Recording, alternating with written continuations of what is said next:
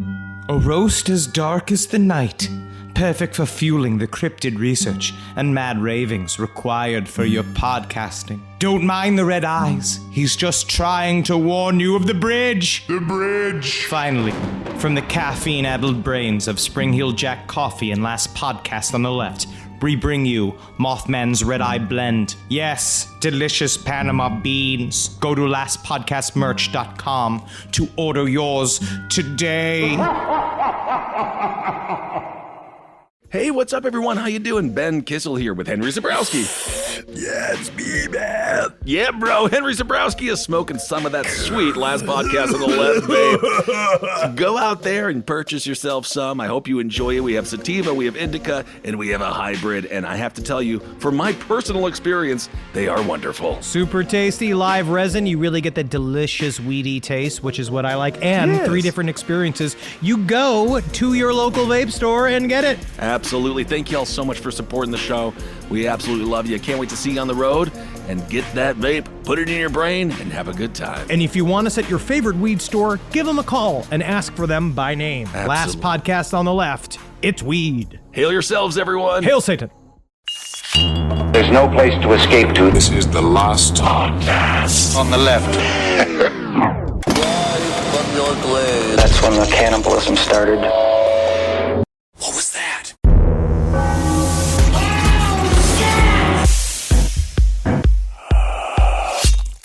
What are frogs? What are frogs? Not enough.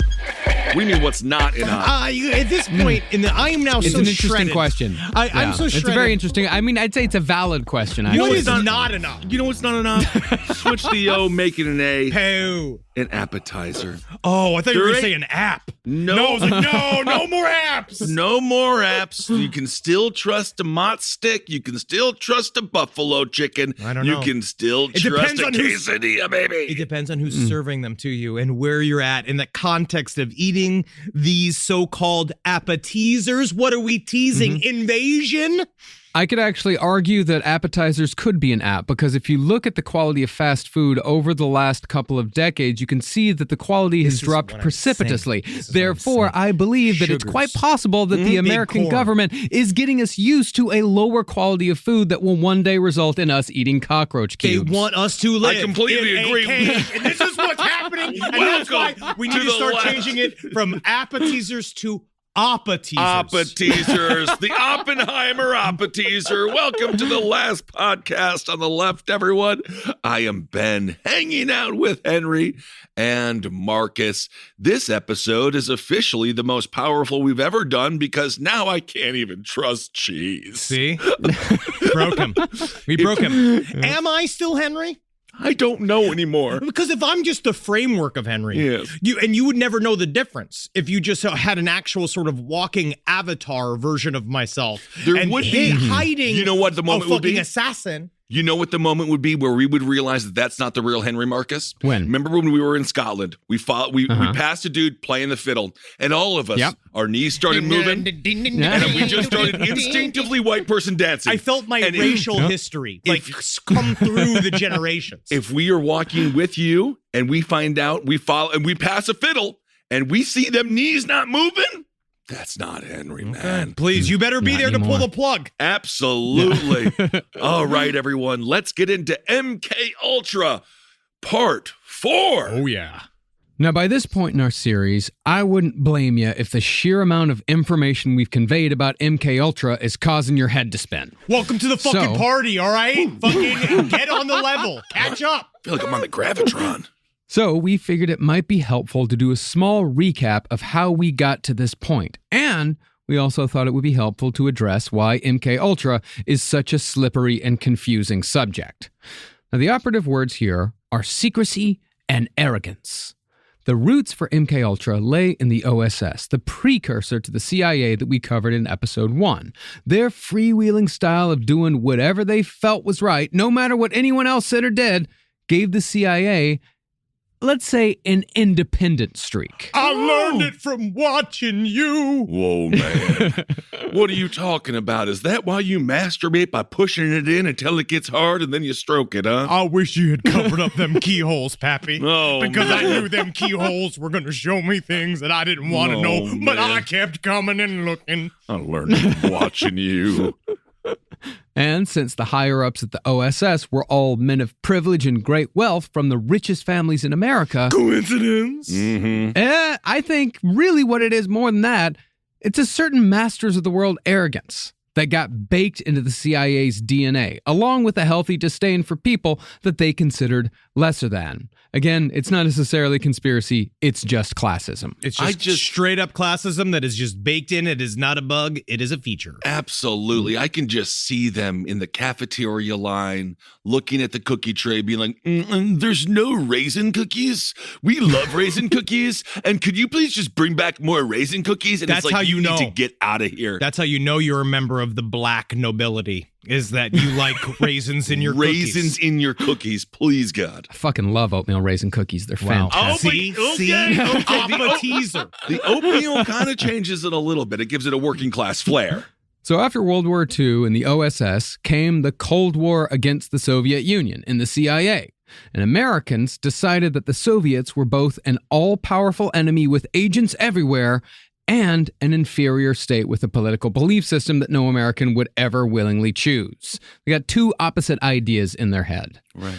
And while the Soviets were indeed lethally clever and dangerous, make no mistake, they were nowhere near as powerful as we made them out to be. And while Soviet communism was indeed a bad idea poorly executed, communism is not evil in and of itself. We looked at them as if, and we projected a fantasy villain onto their substructure in terms of this realm of villainy, the idea of brainwashing, behavior modification. And what we did was that we created the villain that we wanted to see in our own minds and then decided to outjoust that fake villain for supremacy in the worlds of behavior modification when there was no competition to begin with. And of course, communism, as we learned from the movie Clue, is just a red herring. Also, communism, it is just a It's an economic system that talks about like the idea, which is there's things to be learned from it. it's a government system, an economic system, and in itself, it is just a tool. But humans make it impossible We're to the bad achieve. ones. Also, this reminds me of the time that in the military, for the Russian military, they would have parades and they would fly the same planes over and over and over again. And the U.S. would be like, they have to have thousands of them. But it was just the same four. Yeah. And they just kept on refilling. So, yes, it was exaggerated, the power of the Soviets. They weaponize show business. They really did. They really did. Yeah. Well, since many in the American government and the American public believed in the power of the Soviets, and to be honest, the Soviets cultivated that belief to great effect, it generated a level of paranoia that led to some terrible decisions. Biggest example, the Vietnam War. But that paranoia did not just fuel foreign policy. It also contributed heavily to the projects pursued by the CIA, who, as Henry said, had come to erroneously believe that the communists, both Soviet and Chinese, had developed mind control techniques. Oh, man, the word erroneous has been ruined by Ernest Goes to Camp. Eggs erroneous. Eggs erroneous. So, building off previous research done by the Nazis and by the OSS, the CIA began experimenting on humans in a series of projects that would fill this non-existent mind control gap, starting with Operation Bluebird. So you mentioned, Marcus, that don't the Nazis do a bit of what you like to do, research? Wow. Isn't that interesting that we all have Holy something in fucking common? shit. We all It's coming Wow. from inside. I'm really starting to think he is the appetizer. No. And No, no, I no. am I'm the starting to entree think. of America. Yeah. Maybe I'm not the CIA op. Ding, ding. Oh, I'm sorry. My mott sticks are done. Yeah, it's a you and a Pol Pot. You both do that thing. It's called breathing. Isn't that interesting? Oh, Isn't that interesting? Interesting. Isn't that well, I don't interesting? even know anyone named Paul, and I would never trust anyone with the last name Pot. There has to be a burlesque dancer, like a boylesque dancer named Oh my Paul God, Pot. that's so funny. It's very offensive, but funny. And so, as the Cold War escalated, so too did the CIA's research into mind control. And with each iteration, the experiments got more intense and more widespread. Project Bluebird morphed into Project Artichoke, which itself became MK Ultra. And once MK Ultra was established, the gloves were off. Whereas before, the subjects in these mind control experiments were mostly confined to foreign nationals, MK Ultra expanded the subject pool to American citizens. Some were forced into participating while others, quote-unquote, volunteered. But none had any idea that many of these experiments were tailor-made to destroy their minds forever. So over the The last nefariousness of MK Ultra experiments cannot be understated. It cannot Okay. be. And if we talk, so to sum up, the last 3 episodes were the rise of the OSS and the creation of the OSS using research that we purchased from the Nazis, various things, in order to start the trails into the world of a truth serum, and how that became Project Artichoke, and then it became MK Ultra. And what I forget is I've now been reading this material for 2 months, and we had a call yesterday. Marcus and I were talking yesterday. It is on the like phone. 1/4 of the year. It's a lot. It's a lot. But you start Oh my to, God, I'm bad at math. like when I was doing Aleister Crowley. 1/6 of a year. 1/6 of the I don't year. know. It's a lot of the year. Is all I'm I'm saying. not concentrating on fractions right now. There's no time for I'm fractions right now. sorry. Go on. I'm sorry. But so I forget that you are, as a listener, are not reading the same material I'm reading for 2 Yes. months. So I was saying, like, as when we were doing the Aleister Crowley episodes, by the time I got to Libra 4, it all started to kind of click in my mind. I started to kind of see the substructure that Aleister Crowley really was the master of, and why I ended up kind of like gaining more and more respect for him as a thinker as the episodes went, because I really started to see the structure as a whole. Same thing with MK Ultra. I would recommend to you, if you really want to know what's going on, and this is not just a plug for our show, listen to these episodes several times. Start to see the map of where the tentacles go. This is a great psyop. But this is real. This is real. Like, because we Yeah, talk get your about fucking yarn board out, man. Like, start Seriously. connecting the dots. we talk about the octopus of malice for a reason. It's because it really is difficult. Marcus is now going to explain why it's so difficult to kind of put this all together in a timeline, because it's purposely obfuscated. What we need you to do as a listener is do your fucking homework and get into the shit. If you want to learn about Project Monarch, which we're going to get to next episode, you're going to need to start doing the walk yourself to understand how you get to Project Monarch from the OSS. And that is what we are desperately trying to contain in an audio way here on the show. And yeah, Natalie walks away from me when I try to explain to her the PAS system, right? Natalie walks away from me when I try to explain how they put children in cages and then feed them chocolate in order to rip apart their minds. Absolutely. Well, I don't understand why. I'll tell you what. You know, you mentioned homework. There is a French candidate right now who happens to be a communist who's running on a platform of no homework.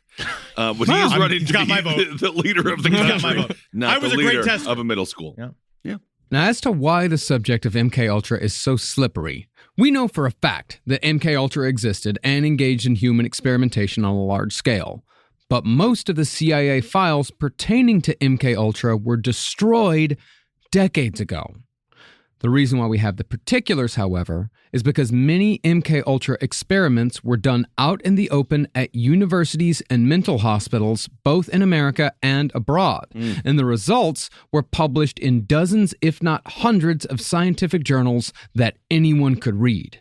The hidden scandal of MK Ultra is that the CIA, and therefore the American public, secretly paid for all of it, commissioning hundreds of studies and experiments that practiced near Nazi levels of cruelty in the vague hope that all of it would somehow add up to mind control.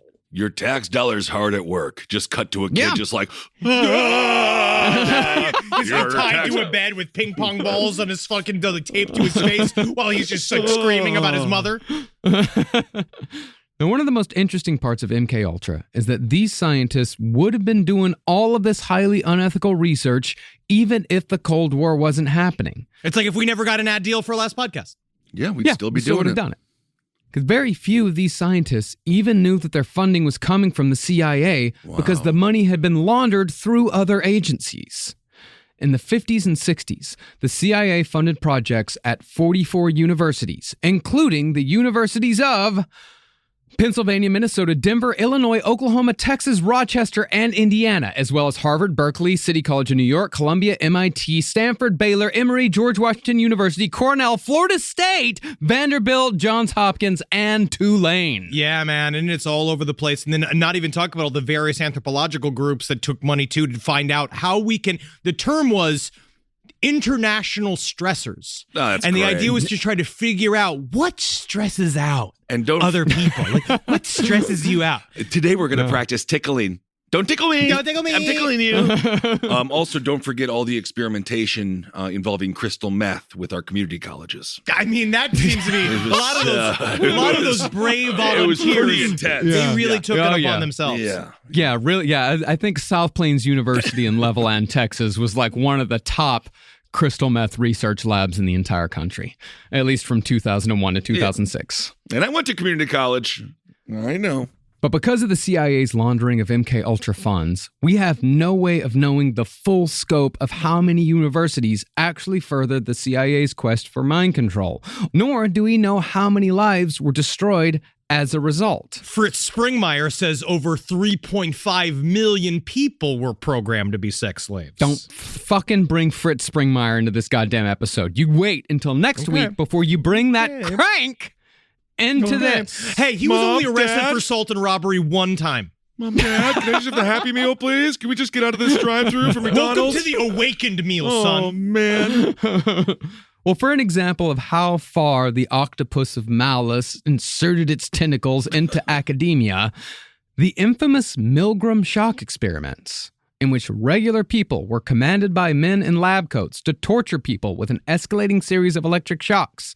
They were funded by the Office of Naval Research, which was funded in part by MK Ultra. And also what's fun is that we'll get into a little bit of detail here is that they would fund many legit things as well. Legit, quote unquote, not MK Ultra involved businesses and research groups and all this kind of shit. Was that the official title? Is not MK Ultra. Not MK Ultra. Wink, wink, wink. With all the emojis. And they would do that to buy an air of legitimacy of being like, we're not the CIA. Would we talk about everybody's favorite color of M&M in this massive campaign to choose a new color of M&M? Would we dare? God. How would the CIA possibly be involved in that? M&M is a psyop, I believe. Well, outside of laundering money through other governmental agencies, though, there were men. Actually, Ben, I can't let this go. The man who actually created the term "melts in your mouth, not in your hand" was also responsible for one of the very first times that an advertising campaign got involved in a campaign in a presidential campaign for Dwight D. Eisenhower's campaign. And one could say that advertising is what ruined American politics forever, which could be a part of an overall control structure that the people in charge might have put into place, so we would no longer have any sort of fucking freedom over our goddamn government ever again. Well, there you go. It's a conspiracy Branding, breakdown. baby. Branding.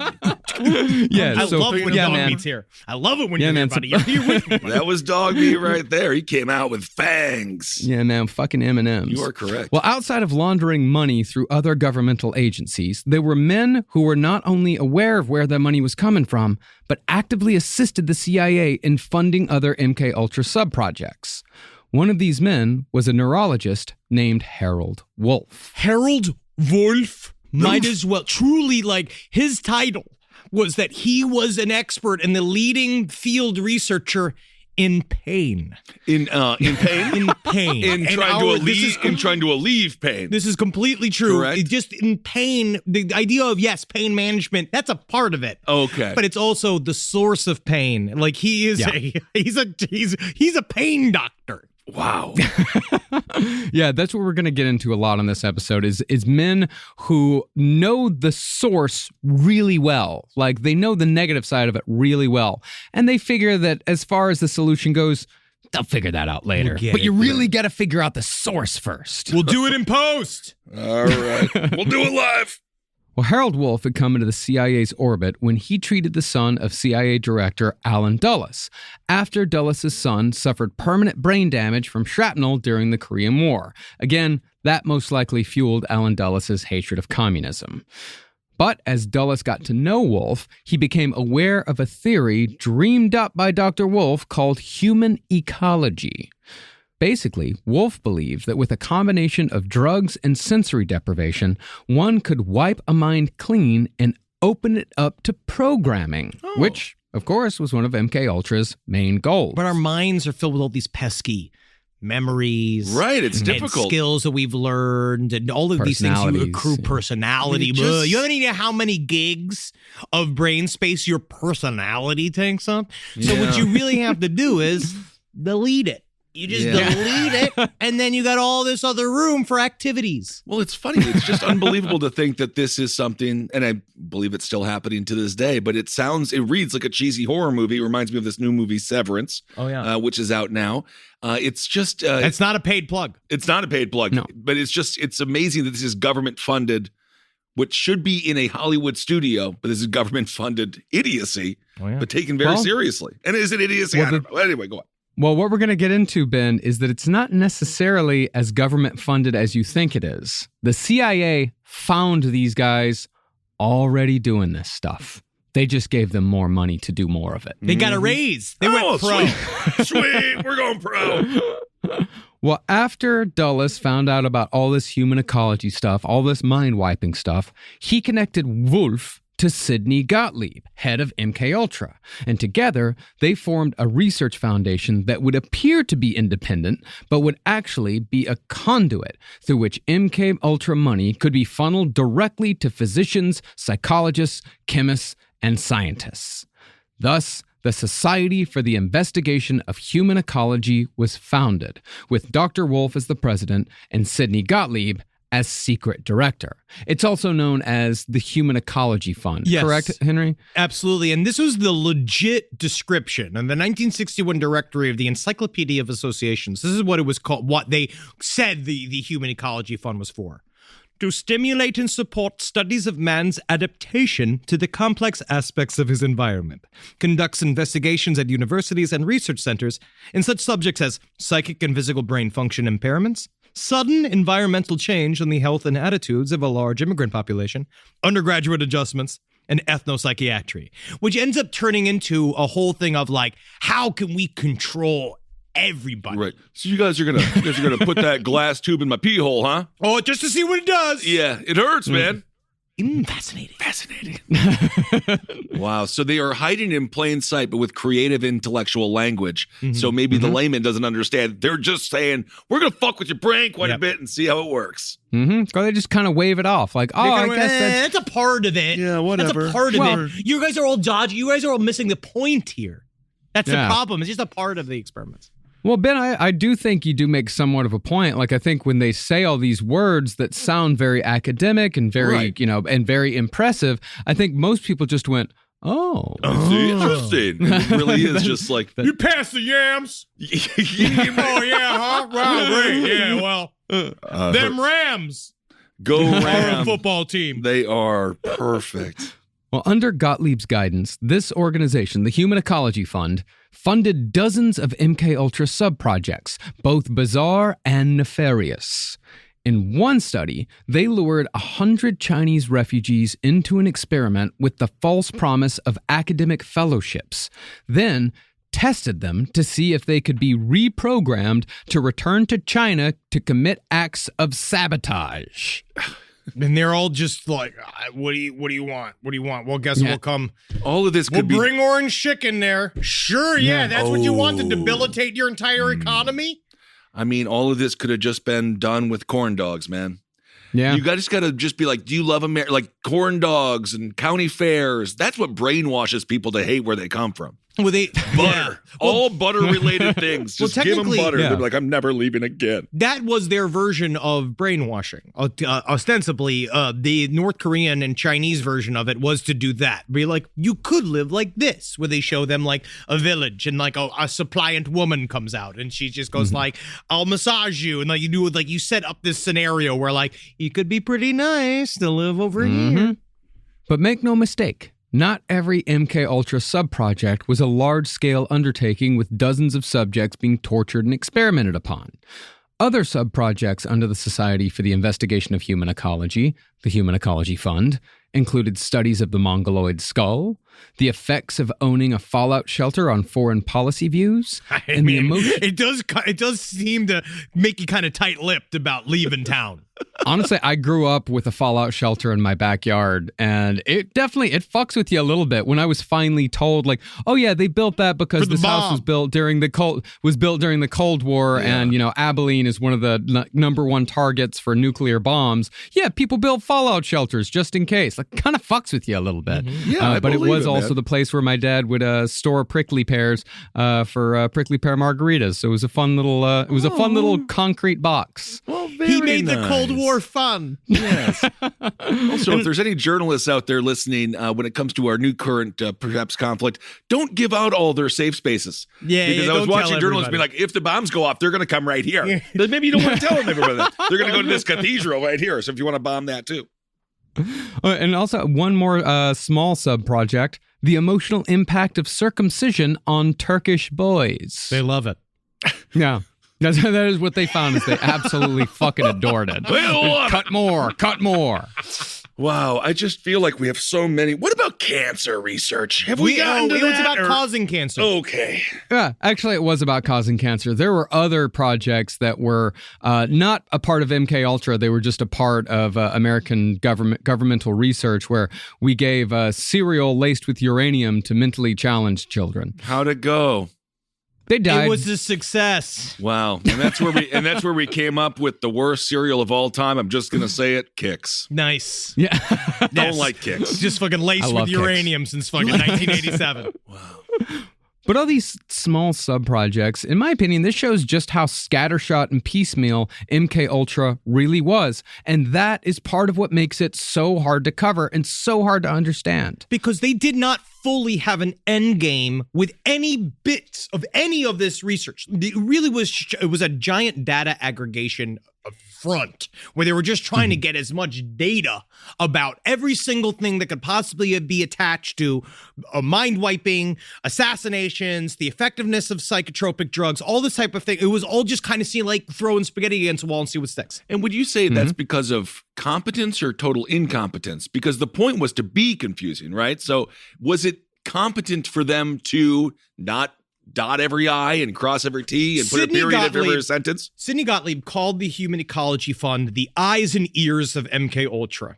So within that construct, basically MK Ultra itself was supposed to be about soldiers being experimented on and trying to weaponize soldiers into creating, like, quote unquote, the Manchurian Candidate. Right, and the then super soldier. The super soldier, super spies. But the rest of this is just about, like, we need to feed the beast with more information. Like, so this is really like, they all became guilty by association, some more guilty than others because of what they were already doing when MK Ultra arrived with a checkbook. But the rest of them were, like, most of the time working when having no clue that they were working for the CIA, and they were just generating kind of like these random ass experiments and just being like, okay, I'll give it to this guy with his briefcase who's like code name bullshit. And I guess it must be something from the university.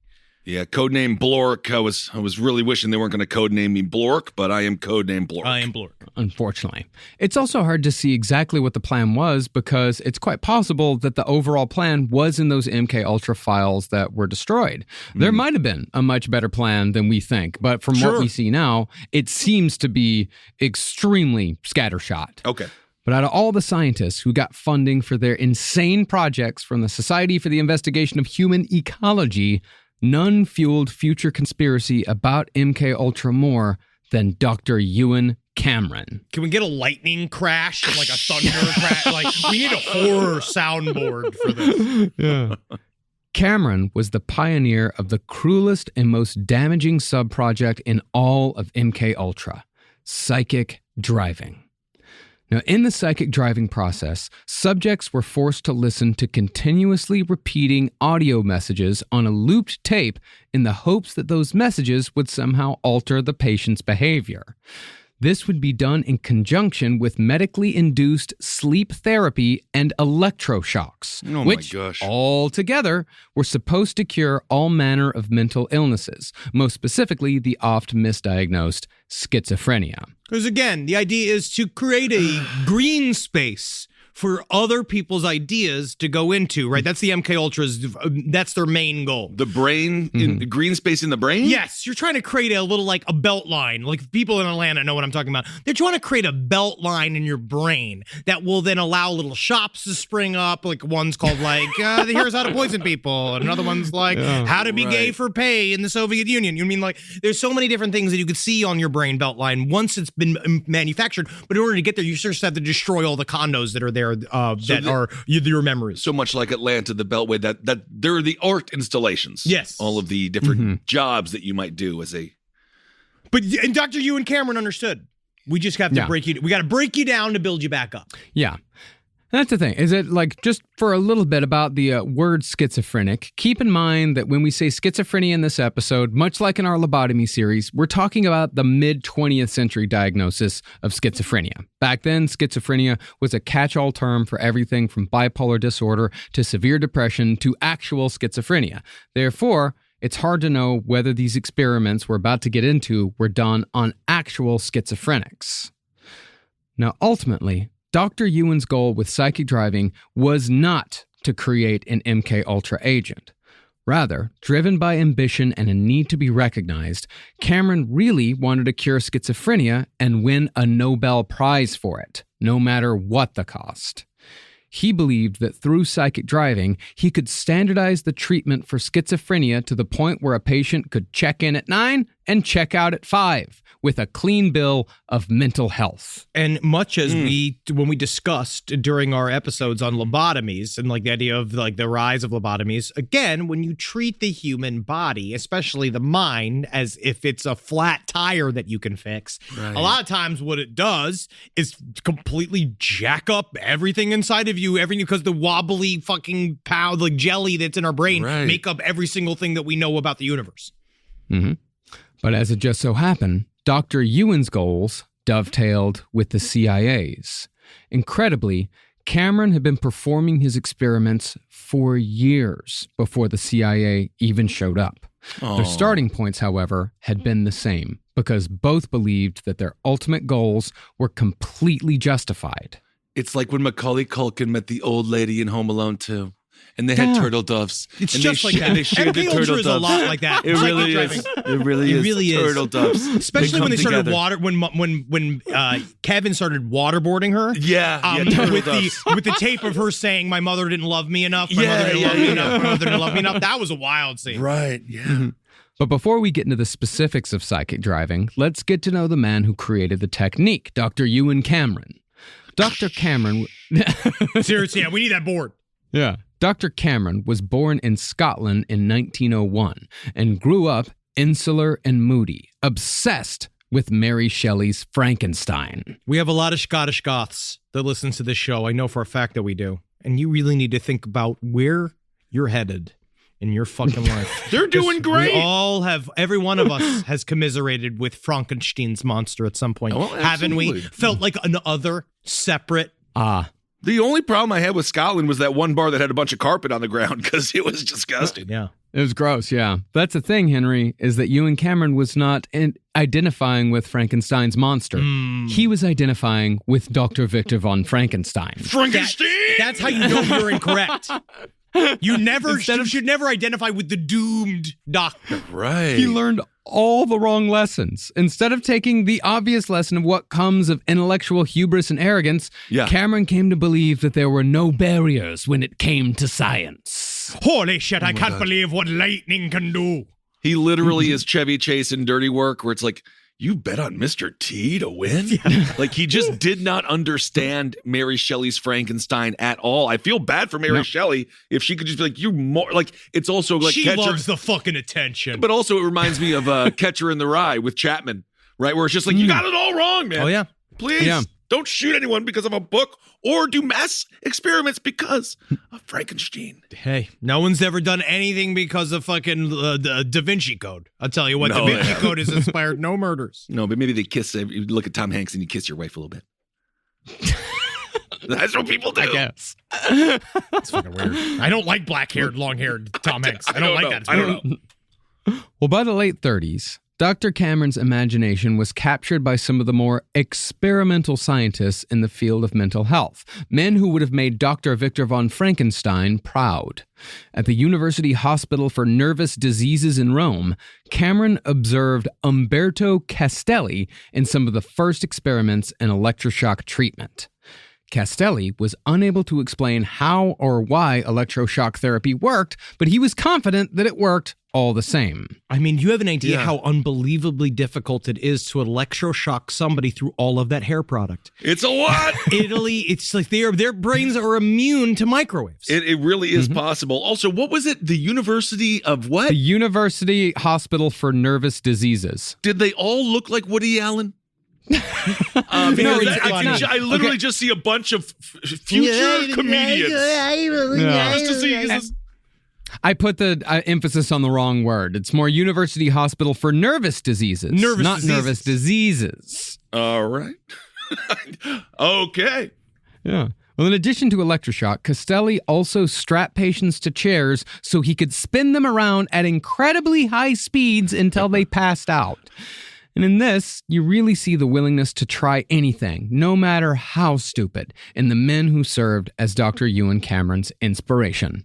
Because they felt like, because the idea is that we'll see what it does. There's a part of me that understands, loves the imagination. That's like, yeah, man, spin them around. See what fucking is. I mean, we got funding, just fucking do it. But then it's just hard because people are in there. Right. You know what I mean? Like, people are experiencing these things, and then all you do is make them super confused, and then it's like, afterwards you're like, so we've learned nothing. Yeah. And you're destroyed. And then it's a guy just going like, I so wish we could have learned like a single thing. Yeah. Like it could have been worth something. And they're like, unfortunately, no, you're just going to have to deal with the trauma. Here's some orange juice and a cookie. Well, also, here's 50 cents off your next coffee at McDonald's. It's not an episode of Schoolhouse Rock, is it? No. Mm-mm. Cameron was also a follower of Dr. Egaz Moniz, pioneer of the lobotomy. We talked about him so fucking much in our lobotomy episode. You want to know more about him? Go listen to that series. But in other words, Dr. Cameron was not concerned in the least with the consequences of human experimentation, just so long as they could be justified with results of a sort. Now, even though Cameron sounds like a crank, he was actually highly respected in the field of mental health. He served as the head of multiple psychiatric organizations, including president of the American Psychiatric Association and president of the Canadian Psychiatric Association. America, the early 50s, Canada, late 50s. This is all during this psychic driving shit. Yes, Holy hell. and if you listen to the people that were the people that were researchers during the same time, like the people that were all doing the same shit all around, and the way they bend over backwards to validate what they were all doing for so long. Like I was watching that Fifth Estate documentary that was like the first time all of this shit had been revealed.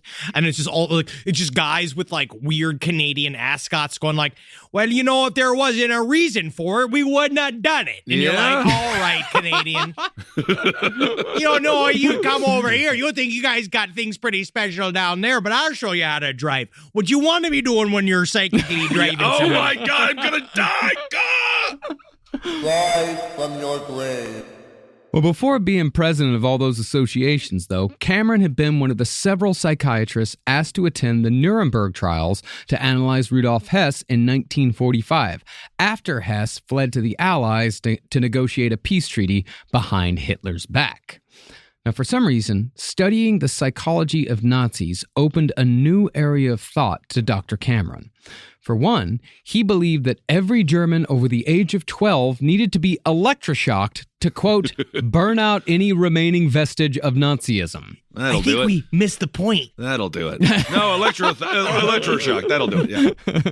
But his main takeaway was that he began to believe that mental illness was an ailment that could be treated like a broken bone, a one-and-done deal. And his theories from then on were mostly based on this hunch. And because remember, it's a hunch, and that's all. Now, by the time World War II ended, Dr. Cameron climbed the ranks of the psychiatric profession to become head psychiatrist at the Allen Memorial Institute at McGill University in Montreal, which was funded, of course, by the Rockefeller Foundation. At least in part. Maybe. We'll talk about it in a bit. I don't know. Well, specifically, Cameron's Institute, where all of the psychic driving experiments were performed, was set up in a creepy old mansion called Ravenscrag. Which, again, it gives off a bit of that Resident Evil vibe. I'm starting to think that MKUltra is just the fucking Umbrella Corporation with creepy-ass mansions all over the world. More lightning strikes. The cloud cover, you can see it all. This is horror. You can just see the old car pulling up to the front gate. It's like, oh, nothing bad could happen in there. But it's about set and setting. Oh. Yeah. Now, at that time, talk therapy was considered to be the future of psychiatry. But as we know, talk therapy is a time-consuming process, sometimes taking years to see any sort of meaningful breakthrough, although it is absolutely worth it. It just takes a really long fucking time. But for Cameron, the slow pace of talk therapy was unacceptable. Remember, Cameron was after a streamlined, one-size-fits-all mental health cure. Like a kilt! Well, you know, I mean, That's all you need. You're not naked anymore. You do it for your mind. well, that's the He was ridiculous. an extremely quiet, soft-spoken man. He was not a screaming Scot.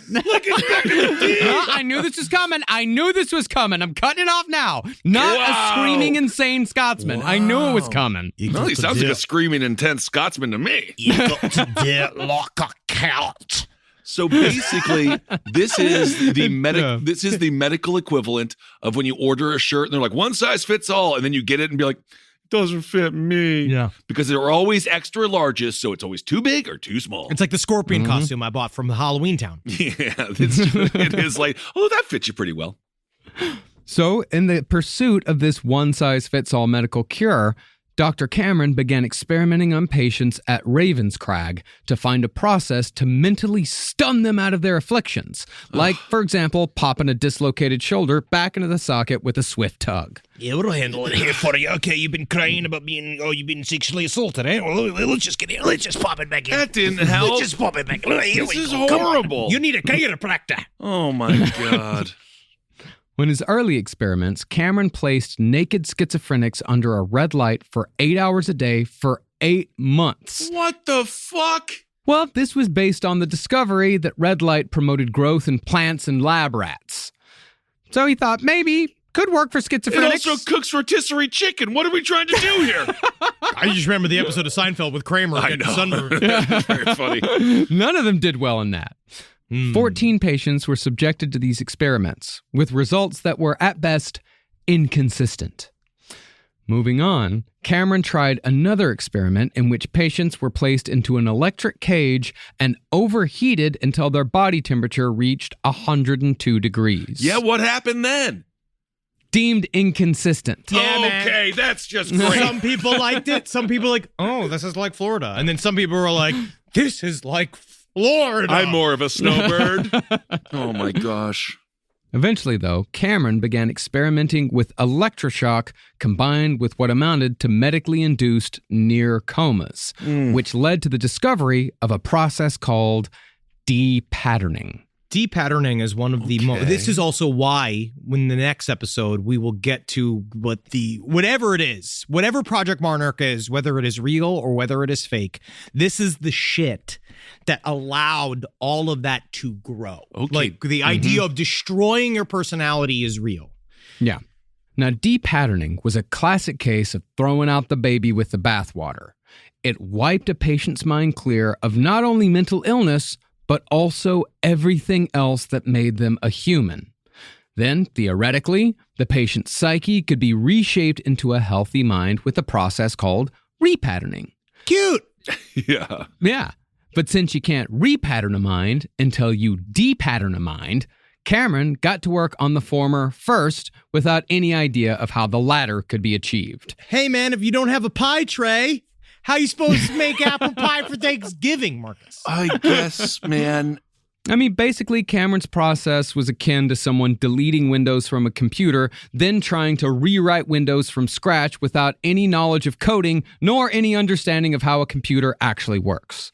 Now, de-patterning was a 3-stage process. The first was memory loss, but with an awareness from the patient as to why they were in the hospital. So, They couldn't remember the last couple of days, but they remembered why they were there. The second was a complete loss of what Cameron called space-time image. Space-time image. Yeah, he had a whole set of fucking jargon terms that he made up himself. In the loss of space-time image, a patient didn't know who they were, where they were, or why they were there. And they did that by blindfolding you, literally taping ping pong balls to your eyeballs. They'd say limit your ability to communicate, which means put a gag in your mouth. They would tie you to a bed. They would shut off all the lights and shit, and they would sit there and wait for you to not know who you were anymore. Finally, the patient would achieve a loss of their anxieties that also came with complete amnesia. That's the throwing out of the baby with the bathwater. And thus, the patient could be repatterned. But Cameron, of course, never came close to figuring that part out. Now, the most famous example of depatterning came from a woman named Lauren G. Lauren G had been referred to Dr. Cameron by her family doctor because her life was in shambles, and she'd suffered a mental breakdown after suffering from sustained insomnia combined with an eating disorder. So, Dr. Cameron put Lauren G on a drug cocktail of Thorazine, Nembutal, Seconal, Veronal, and Phenergan for 30 days, making sure that she was almost constantly unconscious. She was unconscious, so she was fucking asleep for 30 days. Am I wrong to get comparisons to our exorcism series where science is a new religion and they're like, well, exorcisms are ridiculous. I don't think... Let's send her to Ravenclaw. Yeah, I don't think you're incorrect. But when Lauren wasn't unconscious, Dr. Cameron was waking her up from a near coma to be electroshocked in the midst of a confused, medicated haze. Now, commonly, electroshock was done at 110 volts for a fraction of a second, once every other day. But in Dr. Cameron's depatterning process, he cranked the voltage up to 150, shocked his patients 5 to 10 times for a full second each time, every session, and did 2 to 3 sessions a day. And this was also like what he also pioneered was putting a little like turkey thermometer inside of their belly. So when you hit him with the proper amount of volts, it pops up to show that they're done. Is that true? No. But you can see this is where we're at. This is where Project Monarch comes from. You could tell me anything right now and be like, what? This is what I'm saying. It doesn't, I mean, you never, he's like, it sounds like he's like in Spinal Tap, like turn it to 11, but it's not music. And he's torturing this Did you poor. see what's going to happen? Oh, man. Now, after a month of this, Lauren G found that her anxiety had indeed receded. Oh, yeah, she wasn't anxious anymore. Really? No. Yeah. But what else had receded was everything that made her a person. Yeah. Meaning that Cameron had achieved full depatterning at the cost of Lauren's personality. She had to be retaught how to use the bathroom. She had to be retaught how to walk. She had to be retaught how to communicate. She says in this very harrowing interview I saw with her, she talks about how like she opens up a family book and she's like, I know these are my kids because someone has told me that these are my kids. But she doesn't know I don't remember their birth. I don't remember any of these memories. Like she goes and stuff's like, just fucking Dana Carvey'd her from Clean Slate. Yeah. Clean I got Slate, it. yeah. I got it, baby. And with this, we bring ourselves back to the goals of MK Ultra. We're back! Whoa, great. Now, this wiping of a personality was exactly what the CIA was looking for, because it was the next step towards creating agents that could carry out missions without any knowledge of what that mission was. And what this story here is a direct example, because in our series for MK Ultra, right, the last couple episodes, we've just been trying to show examples, much like the way the John Marks book did and the Poisoner in Chief book did, right? Sidney Gotlieb, yeah. Yeah, we're just showing examples of like, this is what we quote unquote know about MK Ultra, these scenarios where this is how the mechanism works. Okay. Which is now that MK Ultra is active and moving, it's that they are going to bring Dr. Ewan Cameron under the fold of the Human Ecology Fund so that they can use whatever the fuck it is that he's already been doing as a hobby for the U.S. government. And what they can do is they can take the research that he's done and they can direct it in the ways that they want are to use useful to them. Is the theory to make someone to wipe a brain so they could be the best operative possible? Is it like Johnny Depp in the movie Blow, where it's like when you're carrying 5 gallons of cocaine through the airport, you have to pretend like you're not, right? That's the idea. Is of course. that the basic That's idea? one Where of it's the like tenets. if they are too ignorant to understand how severe the consequences are for what they're doing, they'll do it. Oh yeah. Partly, Oh, partly. Okay. And another part of this is that they could use it to erase memories of missions undertaken at the CIA's behest. Okay. Because from what Henry was telling me, the CIA had and still has a bit of a retirement problem on their hands. Oh, you can't retire these guys. You can't retire them. What do you mean? They go on MSNBC every day. They are continuing to be CIA officers. What? No, Henry, it says ex-CIA. They are never retired What? because guess what? If they're retired, and I believe this, if they are actually retired, they're not talking to you. They're not talking to a camera. They're not anywhere talking about this shit. Most of them die in obscurity. Like now, you know how many emails I've gotten from people who talk about their grandparents or somebody being involved in this type of shit? The real guys don't talk about it. The ones that are talking about it are still, What are you on some talking level, about? My shape, or form, employed by the CIA. What are you talking about? My grandpa didn't talk about it at all. Oh, Son of a bitch. No, God damn it, man. He did it again. Now, it's difficult to pin down exactly when the CIA became aware of Dr. Cameron's work. Cameron's depatterning experiments began in the early 50s, but Cameron did not accept any MK-Ultra funding until 1957. Cameron had, however, run in CIA circles since World War II, and in fact, one agent remembered that Cameron was one of the few non-CIA men who attended CIA parties. I just like the little cocktail hot dogs. Yeah, those are You're like, great. oh yeah? Little weenies.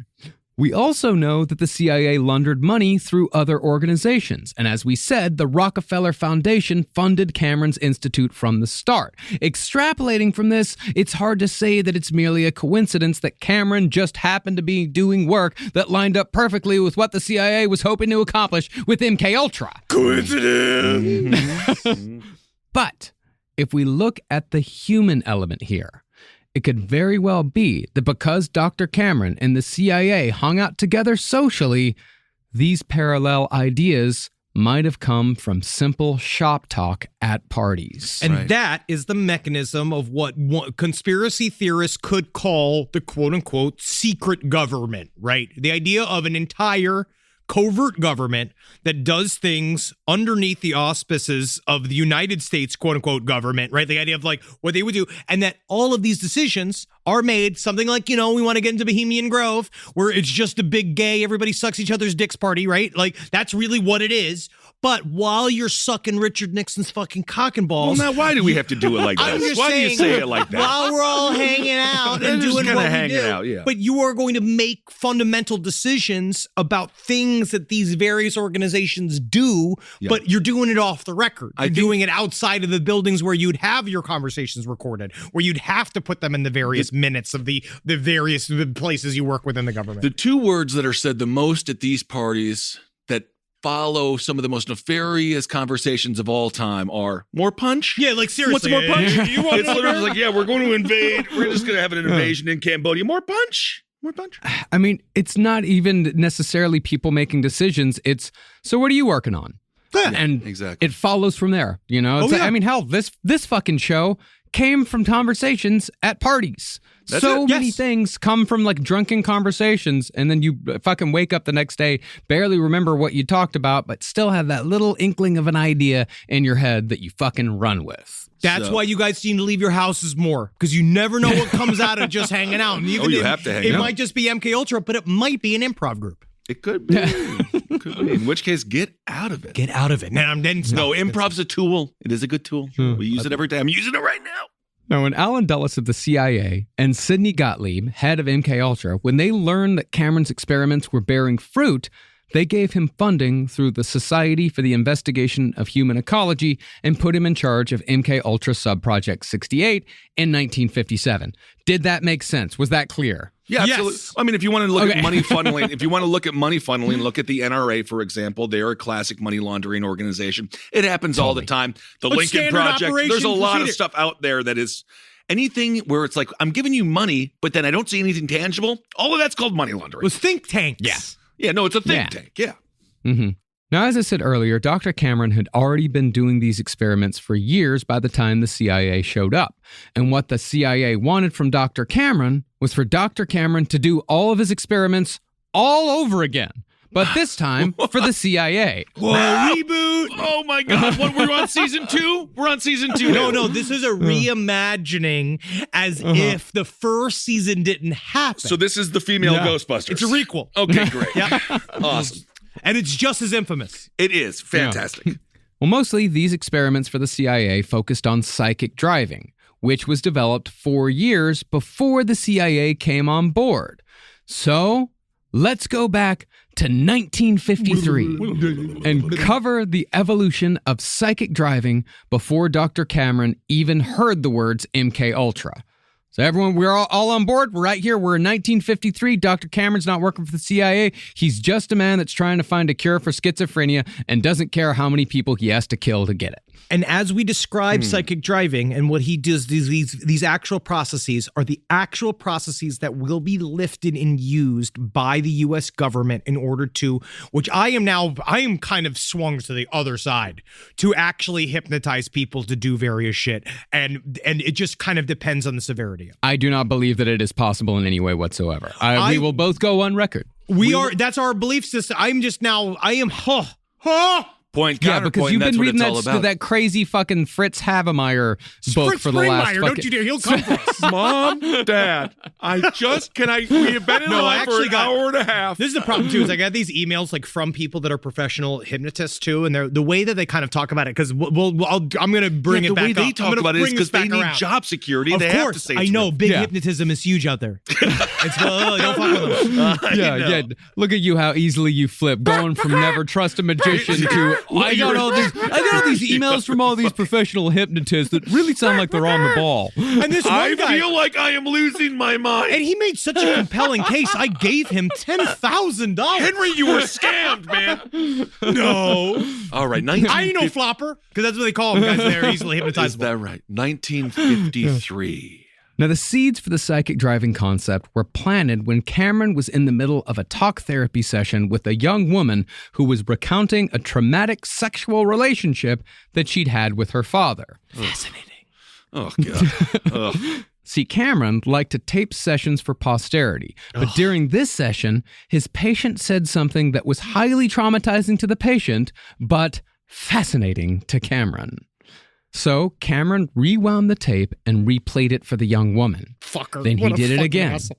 and again and again until finally the patient fled the session in distress. What is more difficult than hearing your own voice for the first time? And then especially in this scenario? He actually addresses that in his paper. He said that's actually the most traumatic thing for most people, is to hear their voices played, and because it's an alienness of you don't ever hear your voice the way other people hear your voice. So it's like you actually finally hear yourself talking to yourself. Absolutely. But instead of realizing that he'd done something wrong, Cameron decided that he discovered something worth pursuing here. He thought that since the patient reacted to the playback so viscerally, then whatever she'd reacted to should be exactly what he should focus on. I don't know. Basically, this realization linked with his theory that mental illness could be treated like a broken bone. In effect, the traumatizing statement was the broken bone. And if he could heal these deep-seated emotional wounds with a kind of psychic surgery, then he could conceivably cure their mental illness. Bada bing, bada boom. Bada boom, man. Boom, the guy comes over here, he ain't sad no more, wants to give him one of my mental spaghetti. Maybe charging her father with rape would have helped. No. To get that man incarcerated or something like that. And that's where Dr. Ewan Cameron accidentally stumbles into Scientology, which is an entire a whole wing of Scientology, which is ideas that you numb yourself to the trauma, that you just say the trauma again and again and again, because that is what when you guys are when you go do callous. Your you e-meters? go do e-meters, when you go to do all of your sessions, it's all about you no longer having an emotional reaction to you saying something traumatizing. And you know who else did it? Keith Raniere. He's also the same thing that he did with their test sessions. Also, you're allowed to have emotional reactions to trauma. It's a part of grief. No! Coping with it. and dealing with I built a strong wall. yeah, but there's not. No, it's okay too. We're all suffering. Seems resistant. Fascinating. Well, as it was, Cameron was about to develop nothing more than a technological lobotomy, removing personality with sustained torture in lieu of cutting out the cerebral cortex with a scalpel. And like lobotomy, he needed a catchy name to sell the procedure, and he settled on psychic driving. Now, a simple form of psychic driving was first used on a manic depressive woman in June of 1953. Cameron conducted and recorded an initial interview, then edited the recording to find key phrases that could be played back to maximize disturbance in the patient. Get the gun. Shoot, shoot, shoot. Oh, yeah, fucking Ozzy did it. The point, Cameron figured, was to desensitize the patient to her own trauma, which would cause her to lower her defenses and allow the doctors to identify and reorganize her neuroses. So after editing the initial interview, Cameron rejoined the woman and played back her own traumatizing recollections, mostly involving her mother, over and over and over again. What a nightmare. On the 11th playthrough, she cried out that she hated the process, which to Cameron was a revelation. He made the assumption that because the patient resisted, he was moving in the right direction. By the 19th playthrough, the patient was crying and trembling, saying that she hated the sound of her own voice. By the 30th, she was hyperventilating, moaning that she hated her mother. At 35, she simply started shouting, I hate, over and over again. At 38, she begged Cameron to stop, and finally, at 45 playthroughs, she was reduced to a whimpering mess. And with this, Cameron wrote in his notes, he had successfully penetrated the woman's defense system. What are we doing here? And in his notes, he would always, next to her name, he'd write TFU, which was his scientific adjudication that she was totally fucked up. Like, well, Fubar. Well, that's kind of what he said. Oh, like my in God. in his paper, he said that what he thought that like he did have an idea of like quote unquote repatterning of what he thought would happen with this specific branch of psychic driving.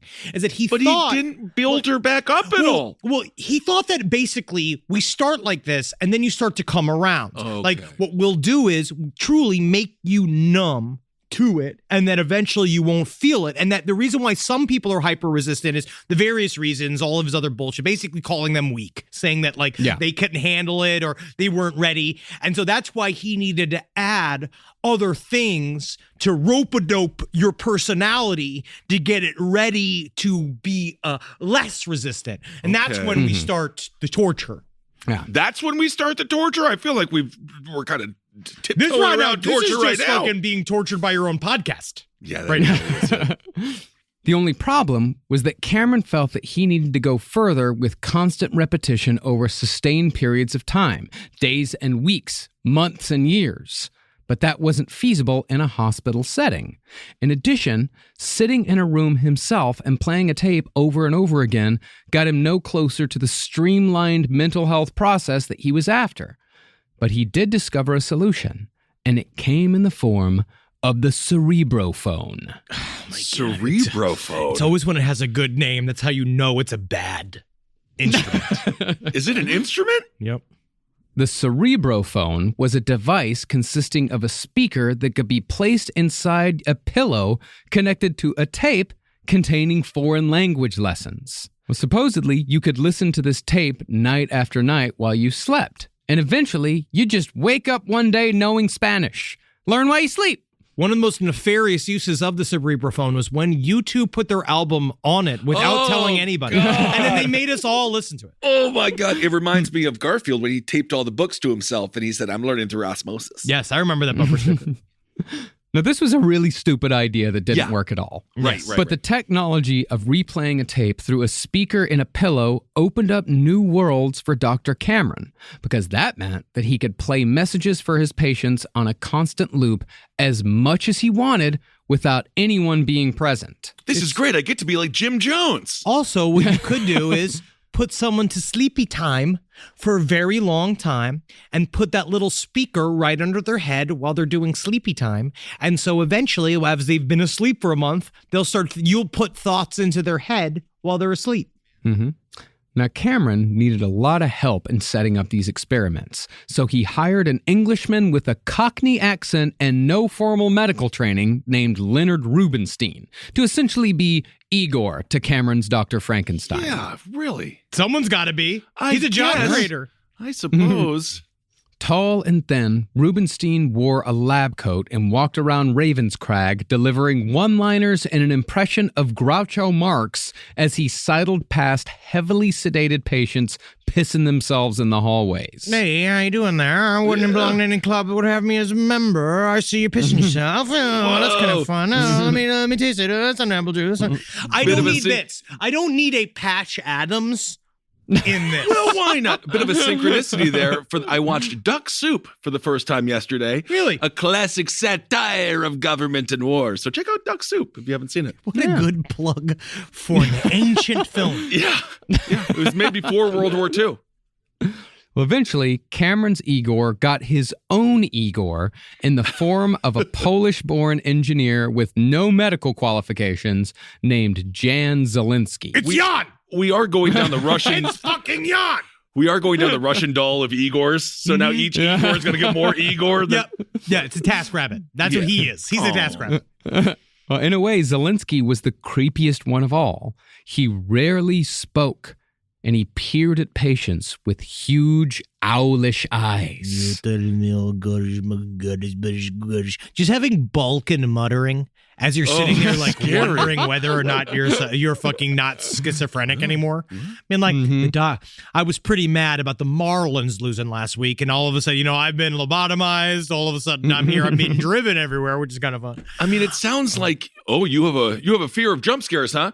We're going to put you right here in this haunted house. Seriously. It sounds like this place would make you insane if you went in without any medical issues whatsoever. Yeah, Jan Zielinski just sounds like fucking riffraff. Well, I mean, the thing is that the people that went in, like I said before, like when I say schizophrenic, I'm going by the mid-20th century diagnosis, meaning that a lot of these people were in there just because they were going through a bout of depression or because they were anxious or because they were bipolar. Postpartum depression is a big one. Like that type of Postpartum thing. depression is a huge one, yeah. Now, once Cameron began fiddling with the psychic driving process, he found that he got better results if the messages played to the patients on a constant loop were custom made and recorded by Cameron himself. Cameo! Now, these messages were targeted, and each one was recorded with a specific goal in mind. The first set of messages played to the patients were known as negative psychic driving sessions, in which the patient would be tortured by their own neuroses. Oh, man. This is an example of one of those messages, recorded by Dr. Cameron for a patient named Madeline. Madeline, you let your mother and father treat you as a child all throughout your single life. You let your mother check you up sexually after every date you had with a boy. You haven't had enough determination to tell her to stop it. You never stood up for yourself against your mother or father, but would run away from trouble. They used to call you Crying Madeline. Now that you have 2 children, you don't seem to be able to manage them and keep a good relationship with your husband. You're drifting apart. You don't go out together. You have not been able to keep him interested sexually. Is this from Cosmo? I don't know, man. I hate this new season of Serial. It's just begins to feel like you're being gaslit by commercials. Over and over and over again. That same message over and over and over again. Weeks, months. But while many of the messages were long and specific, some were short and more general, but no less maddening. One said, "You are an angry person. You are angry at the doctors. You are angry at the nurses. Why are you so angry? Is it because you hate your mother?" No, it's because I fucking hate you, man. Get me out of here, dude. Get me out of here. Get me out of here. Where? I want a mott stick right now. Give me a mott stick right now. To be resisting. But how brilliant is that? Because because it turns it around. Because of course these people are extremely angry at the doctors. They're extremely angry about the nurses. But what they're doing is they're fucking with your reality. They're showing you that you're not angry at them. You're angry at your mother. It's turning it inward again and again and again. It's just comedy. It's torture. You just flip the thing at the end. It's just comedy. It's very simple. And naturally, the patients didn't want to listen to these messages over and over again because it was, in effect, torture. Therefore, they made every effort to avoid them. But Cameron had a particularly cruel method to get around this avoidance. He developed a football helmet with speakers wired into the ears, which would be locked onto the patients' heads, so they had no choice but to listen to Cameron's messages day in, day out. Somebody's getting the talking hat. Oh, I don't want the talking head anymore. This is horrible. I'm not Aaron Rodgers. I'm not a football player. This is awful. Actually, that's where he got the idea. He got Football! the idea from coach. Yay! He got the idea from football, from coaches giving plays to quarterbacks. He's like, oh, that's perfect. Not quite in the earphones yet, but yeah, all right. Yeah. Yeah.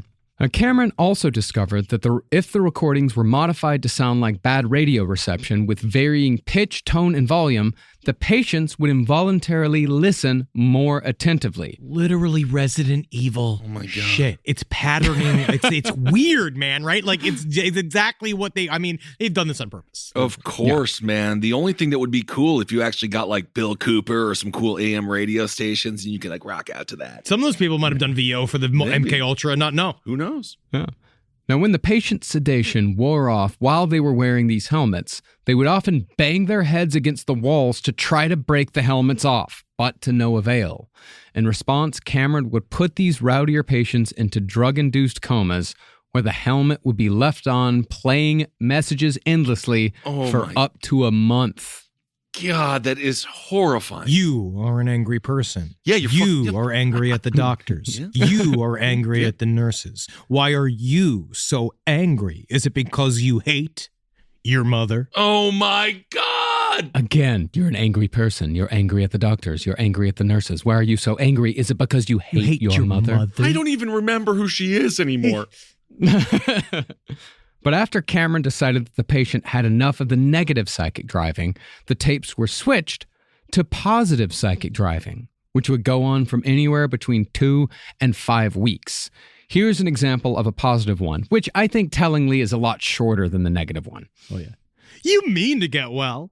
To do this, you must let your feelings come out. It is all right to express your anger. You want to stop your mother bossing you around. Begin to assert yourself first in little things, and soon you will be able to meet her on an equal basis. What if I just choke you to death? You will be free to be a wife and mother, just like other women. I don't know which one I hate more. Yeah, I don't know. Just like other women. And Ben, I knew that would be your reaction too. Yeah.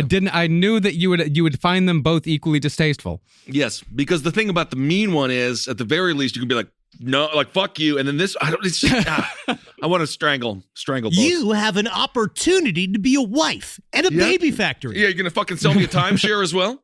Now, while psychic driving was the stuff of nightmares and nothing to be proud of, Cameron promoted psychic driving in Canadian publications like Weekend Magazine, referring to the technique as beneficial brainwashing. Like I said, all this is out in the open.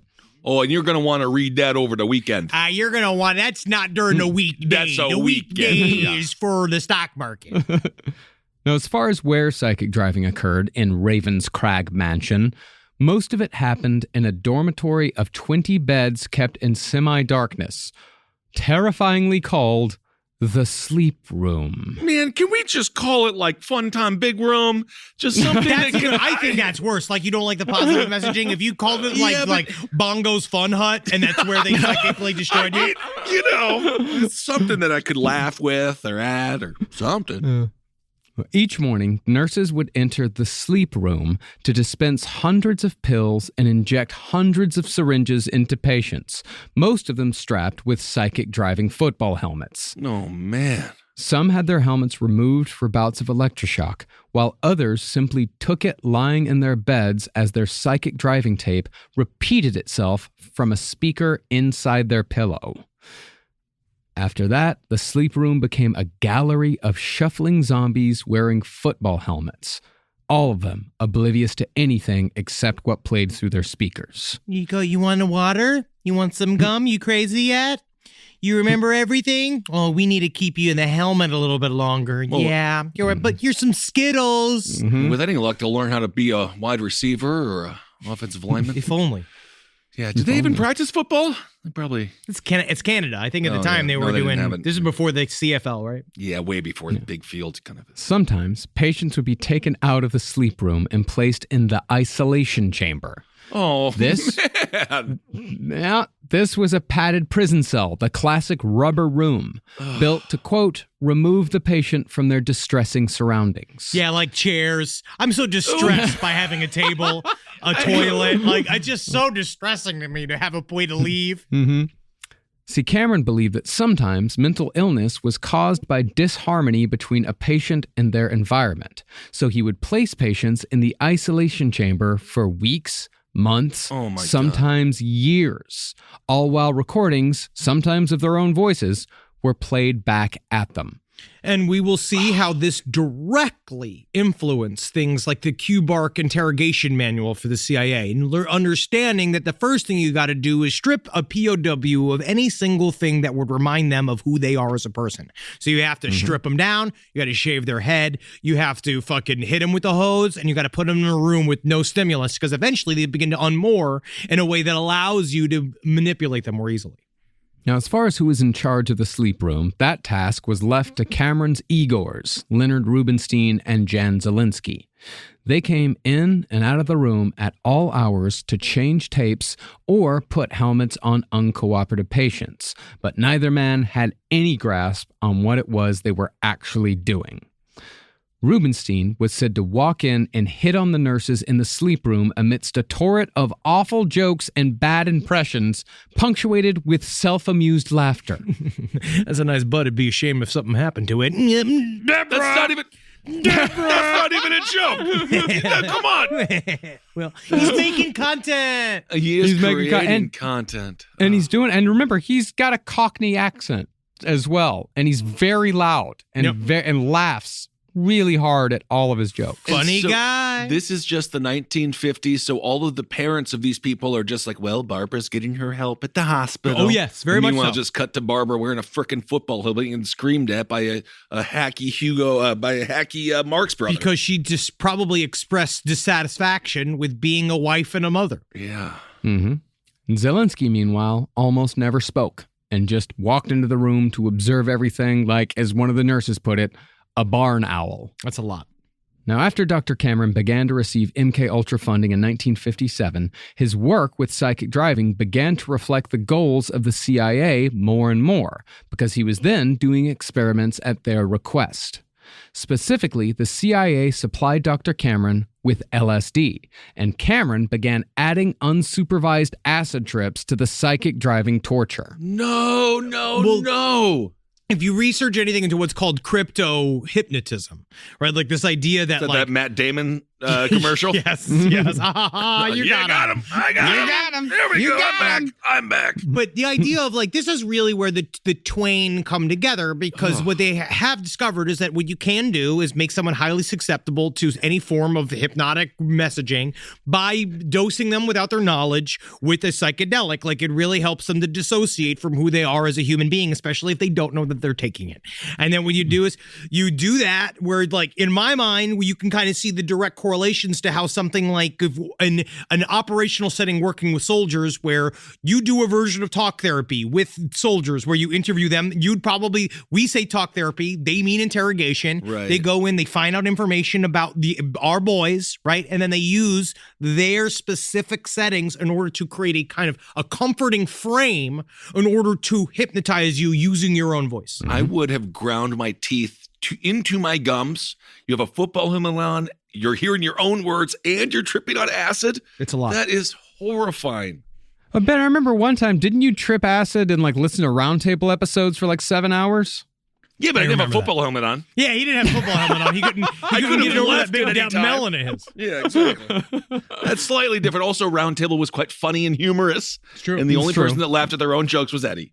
He loves his jokes. It wasn't Igor. Rise from your grave. Well, by 1960, Dr. Cameron was moving on to sensory deprivation techniques, building off the work of Dr. Donald Hebb. We talked about him last episode. But unlike Hebb, Cameron was trying to find ways to use sensory deprivation specifically to irreversibly scramble a person's brain. That was on the request of the CIA.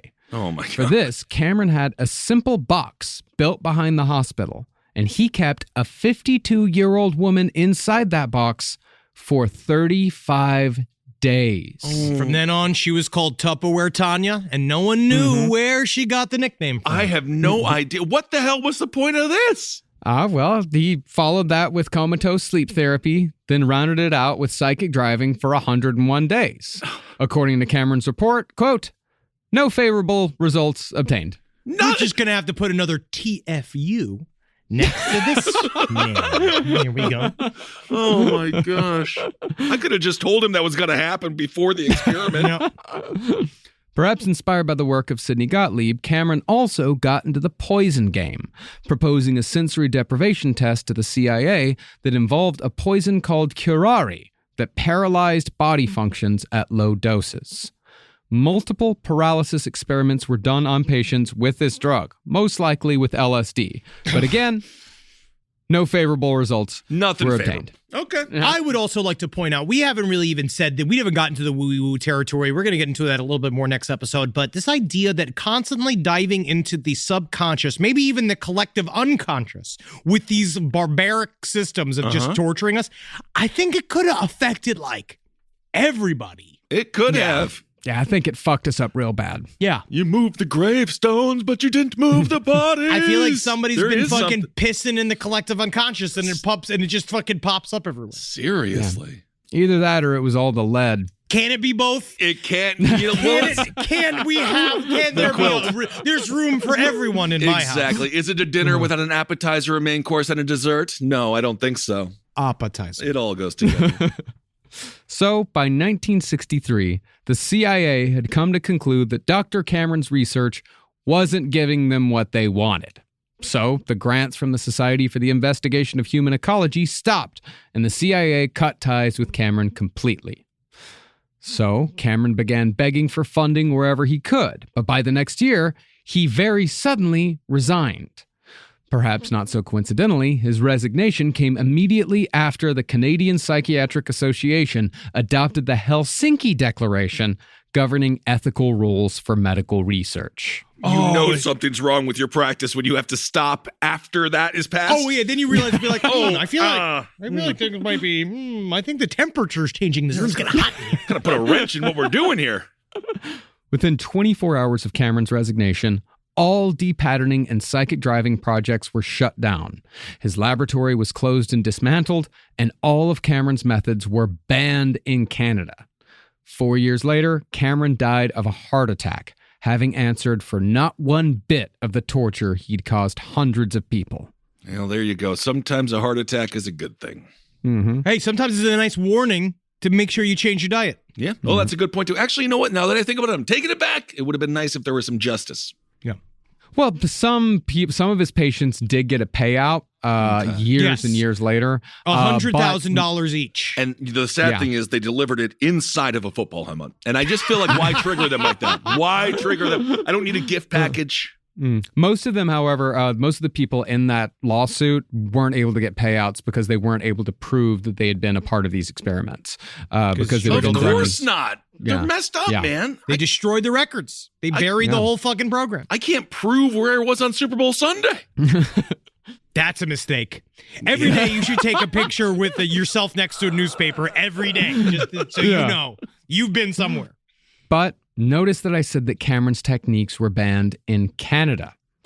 Even though Cameron's repatterning project had been a bust overall, his legacy was felt in the CIA for decades after, in both experimentation and interrogation. Using Cameron's research, the CIA rebuilt Cameron's isolation chamber at the National Institutes for Health in Bethesda, Maryland, for one of the more bizarre experiments of the Cold War, Operation Resurrection. This is sweet. Using bogus radio techniques created by Cameron's assistant Leonard Rubenstein, scientists adapted radio frequencies so that radio energy could be beamed directly into the brains of disturbed and violent animals. Hank the Tank is my a God. fucking victim of MK Ultra. We should talk Hank about the this. Tank, it's He's possible. been weaponized. Free Hank the Tank. Okay. The animals were then decapitated. Then their heads were transplanted onto the bodies of other animals to see whether the energy from the radio frequency could bring the animals back to life. This is what they did. This is what they did to Sarah Jessica Parker's character in Mars Attacks. I can't believe this is the CIA funded this. I guess you know what? I can't believe it. I guess I can't believe it. Did it work? Nah. What? Oh, what? Well, then, if it didn't work, how do you explain Martha, my goat wife? Yeah, that's right. She's also part dog. Head of a goat, pussy of a woman, body of a horse. Yeah, explain that then. You tell me she's not real. Of course, that was mostly done on monkeys. It was monkey. It was a monkey experiment for the most part. Leave them alone. Concerning monkeys, let's take a quick side quest into monkey experimentation, shall we? Oh, do we have to? Just a bit. You're gonna. I don't know if you. I'll tell you right now, they should have figured out how to use weapons if they didn't want to be experimented on. Well, yeah, I put it on them. I victim blame. I've seen some footage of use. It was very funny. Well, the CIA also tried enlisting the help of a doctor named John Lilly, who had devised a method of connecting electrodes directly into a monkey's brain. Through this method, Lilly discovered the parts of a monkey's brain that caused pain, fear, anxiety, and anger, and he could activate those centers through electrodes. Famously, Lilly connected an electrode to a monkey's orgasm center, then connected the other end to a button that the monkey was given control of. And the monkey thereafter pressed the button at least once every 3 minutes for 16 hours a day. Hey, that monkey knew it was good. I man. actually... This is my pussy wet button? Yeah. That was fucking huge, man. I was that monkey. Yeah, I bet. Yeah. Got my boner trigger. This guy, but John Lilly also famously would go on to have sex willingly with a dolphin. That is true. True? Yep. Oh, yeah. That was him. John Lilly was a man with... What do you mean that was him? Hold on a second. He thought outside of the box. He was a very creative guy. What do you guys talk about on your phone calls, on your prep call? Because Marcus's reaction to that, and then he went to fuck a dolphin, and he was like, yep, that's right. Yeah. What are we talking about here? He's an interesting guy. No, I just knew a bit of the history of dolphin Yeah, but fucking. also let's not forget that we should still be shocked by it. Otherwise, we just end up like the doctors. That's that boat leaving the harbor. Oh, man. With my sanity and my taste. There it goes. Bye-bye. Bye-bye. It's never been there. By day, he makes monkeys come, and by night, he makes dolphins come. Jesus. Well, the thing is that the CIA wanted Lilly for mind control projects, but Lilly insisted that all of his work remain unclassified, which made the CIA think about him a little suspiciously. So Lilly wasn't actually a part of MKUltra, although they wanted him to be a part of MKUltra. But that doesn't mean that the CIA did not use his technology. In 1968, American forces anesthetized a group of Viet Cong prisoners in Saigon and implanted tiny electrodes into their brains through a hinged flap that they cut into the back of their skulls. Oh my fucking God, it's Dr. Satan, man. It really is Dr. Satan. When the prisoners awoke, they found that they had been placed in a room filled with knives. And scientists behind a fucking one-way mirror observed and pressed buttons connected to the implanted electrodes for a week because they thought that they could activate the violence and aggression centers in the men's brains and make them kill each other. When all it did was give the prisoners a massive headache, they were all executed by Green Berets. That is just such an example of our foreign policy and what we do. Like, it's just such an example of American thought. It's really fucked up to just think that you could do all of that and then just kill them. And also to think that this is just horrible. Started with jerking off a dolphin. You know what I mean? Like, that's where it started. Right. And then it ended in that. Didn't even, so we're in 68. So 53 were football helmets, someone screaming at their in the ear, and by 68 we're testing this on human people. beings. That's just horrible. Well, concerning Dr. Cameron's work on humans, though, the CIA tried continuing his experiments and spent $700,000 on research at Georgetown University. There, they tested whether Cameron's psychic driving techniques could be replicated on the mentally challenged and terminal cancer patients. Leave them alone. Jeez, I just want to. They could not. They could not. They could not replicate. Learning nothing, Dr. Cameron's research was replicated and used again during the Vietnam War, when doctors attempted to use depatterning to change the political views of Viet Cong prisoners. After 3 weeks, they ended up killing every single one through thousands of electroshock treatments. Got a little impatient. We could have brought him to America and just given him like McDonald's, like the OG McDonald's. No, they should have just, and they would have been like, "This is incredible. We'll just stay." Like they could have just brought him to beautiful sunny California and like put him in a convertible and shit. Like they could have done a lot of things. They could have just brought them in Arby's, and Arby's could have popped up over there. I mean, this is, American culture. This is before we realized all that we have is culture as an export, and that's what we should have done. And then. weapons, though. Well, yeah, and our versions of little governments and our versions of little dictatorships. We create those too. We are wonderful weapons dealers. The CIA also tried depatterning and psychic driving on a KGB defector, starving him and playing a cacophony of sounds through earphones for up to 23 hours at a time, all while they injected massive amounts of amphetamines, barbiturates, and LSD into his veins. He liked it, though. These KGB guys are hardcore. Look at Putin. They like this type of shit. They like because then it kind of feels like, now I'm KGB. Now we can come. Yes. Now we can officially ejaculate. Yeah. Now, all of this, I describe it as absolute fucking bonkers, to say the least. From the psychic driving to the push button violence to the monkey head swapping. There's a lot of weird shit going on here. Yeah. But those experiments were but one part of the widespread MK-Ultra experimentation that occurred during the 1950s. Yeah, because this shit's also got to go wide. You're still talking about POWs, mental patients, like people that are now like... They're niche. They're niche, and they are highly vulnerable, and they are what they could get, right? They are what they could get. But what they also understood inherently, the main like crux of MK Ultra is that it needs to work in the wild. It needs to work out there, right. and with little control. Like it needs to be able to work. So what can we discover if we just turn our Sauron eye onto us? So this is just a long spring training. They haven't even played the game yet. Well, this is them just laying the groundwork for them Yes. eventually going live with it, I guess. Yeah, and they never truly went live with it, not necessarily, but what they did do was open up experimentation to the general public with Operation Midnight Climax. This is the famous one, and honestly, it's wild. I guess that's a part of it too, is that with the going through this topic, is that it really is that. It more just like checks me in just how wild this time period was and what the fuck what they did. Like it's just oh wow. All right, what's Midnight Climax?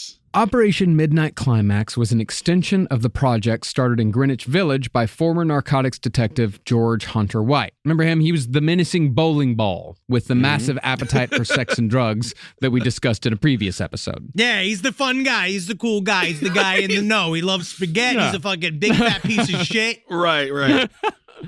By 1955, George Hunter White had taken a promotion that moved him from New York City to San Francisco. So Sidney Gotlieb saw an opportunity to create a new safe house where the program would be extended from just LSD dosing to LSD dosing combined with sex. No, and it's the sexual component that I think is why conspiracy theories also went fucking crazy, because they started to understand that the true vulnerable spot of a human's life is right before and right after you fucking come in a bed that you think is secure, right? Like it's this thing where people are willing to open themselves up in a way that it might take months to psychically drive them to this point of vulnerability, where sometimes if you might never see a guy fucking cry until you could make him shoot. I don't know what kind of sex you're having, but that's all right. No, absolutely. Where they're most vulnerable. Thinking himself highly clever, George Hunter White himself named this undertaking Operation Midnight Climax. It's how you know it sounds like a fucking orgasm. I get it. Thank you. It sounds like an orgasm. It's pretty on the nose, don't you think? Fuck you. Okay, I'm just saying. What is this, fucking the New Yorker? You want me to come up I'm with not some, the like, New Yorker, fucking no. bullshit being like, that's what Ukraine said. Is that what you want me to So fucking do? you're just going to make people come right around midnight. That's okay. Got it. Thank you. So he opened his new safe house at 225 Chestnut Street on Telegraph Hill in San Francisco. As author Stephen Kinzer put it, this apartment was decorated in bordello chic, with pictures of can-can dancers on the walls, red curtains, and large mirrors, scattered amidst a selection of porno and 1950s sex toys. Ironically, Chestnut was how most days ended. Oh, this is the New Yorker. We'll put it in a little comic. Put that little comic. Come all over someone's chest. That's what and be like, Ukraine Chestnut. said. Yeah. No, that's what. Yeah. In addition to massive amounts of acid, the apartment was also well stocked with liquor, and George Hunter White could often be seen, quote, drinking from a pitcher of martinis while sitting on the toilet.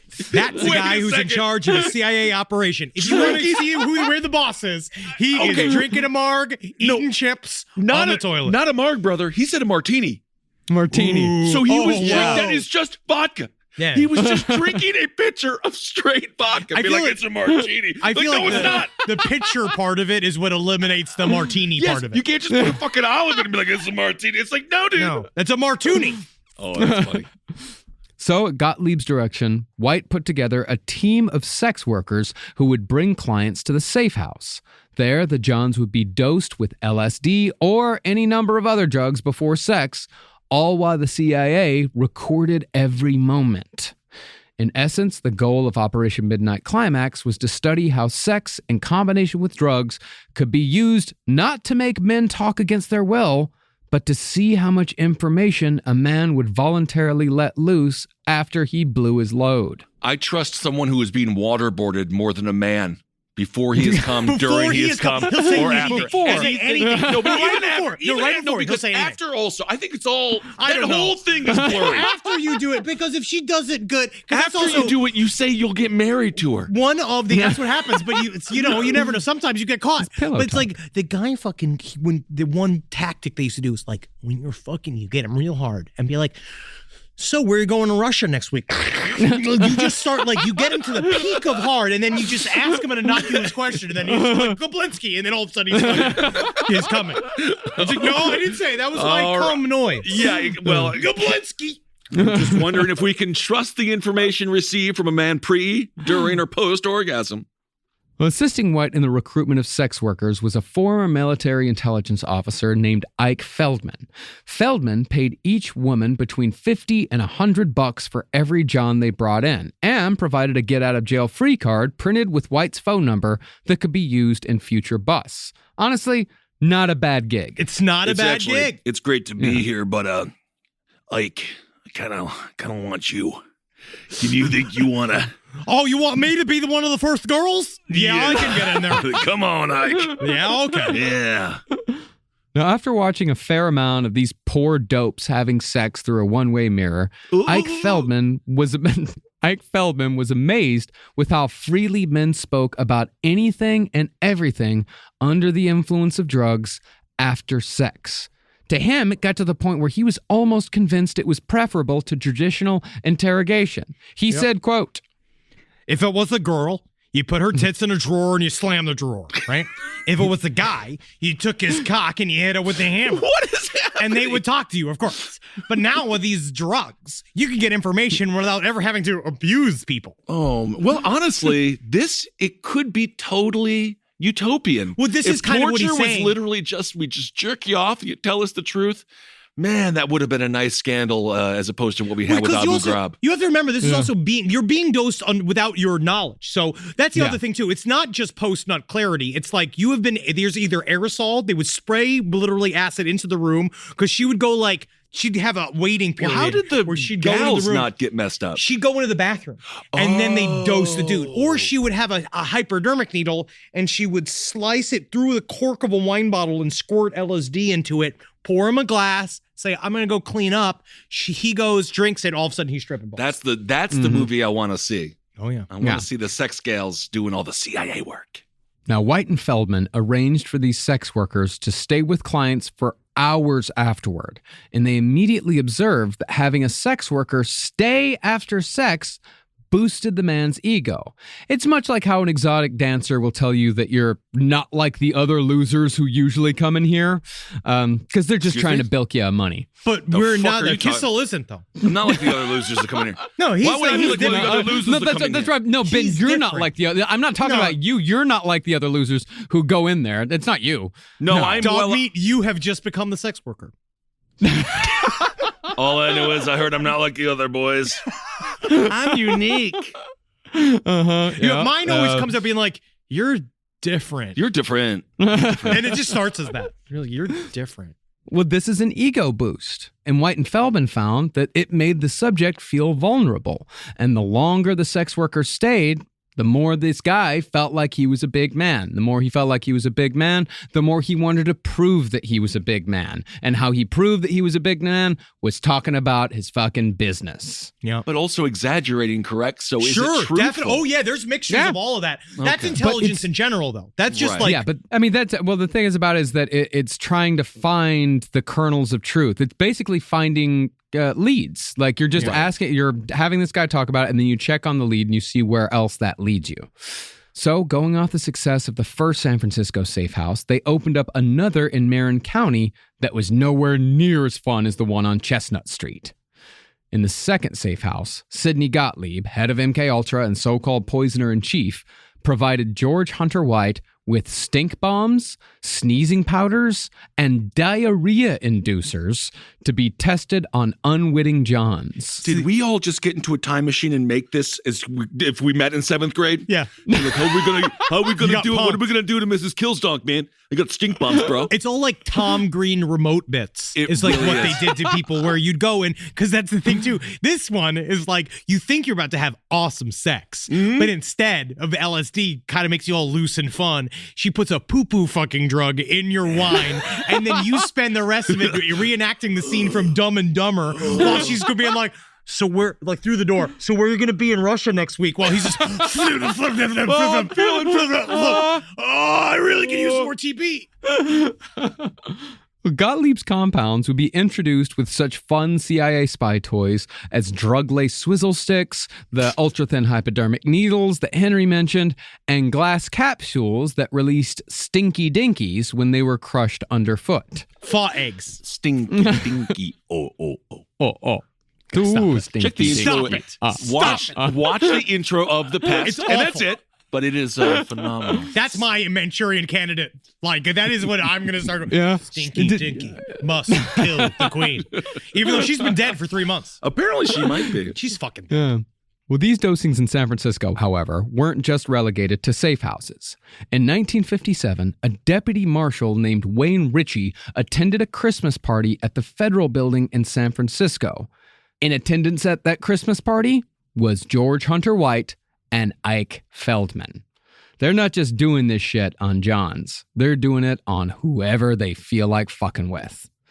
After several drinks, Wayne Ritchie became disoriented, grabbed his 2 revolvers, and left the party for a bar in the Fillmore district.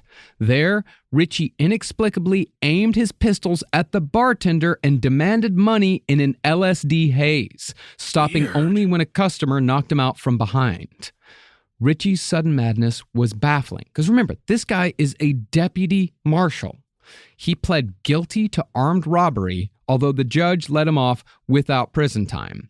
He spent the rest of his life in a depression and didn't put the pieces together as to what happened to him until he read a story about LSD dosing 22 years later. Sound familiar? Wow. Now, Sidney Gottlieb's motivation for Operation Midnight Climax are, to say the least, suspect. According to Ike Feldman, Gotlieb was, quote, cock crazy. Yeah. And the safe houses gave him ready access to sex workers, which he would regularly visit and never pay. We'll build the government. You gotta pay. We'll build the government. Oh my God. That's literally your tax dollars hard at Hard work. at work. His cock hard at work.